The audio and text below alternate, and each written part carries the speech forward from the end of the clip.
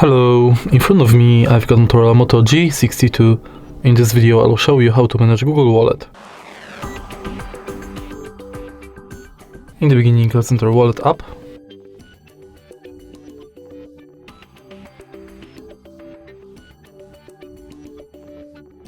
Tap View Wallet button.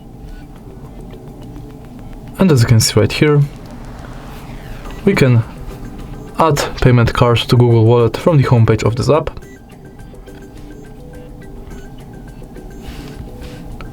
We've got access to quick tips like welcome to Google Wallet, pay quickly and securely, and we can manage our passes. Also, you can add new passes from this menu. If you go to menu, you've got access to your Google accounts, all wallet tips,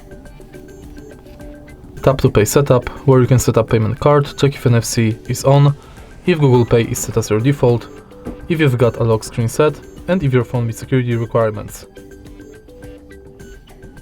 Next, you can check full list of participating banks,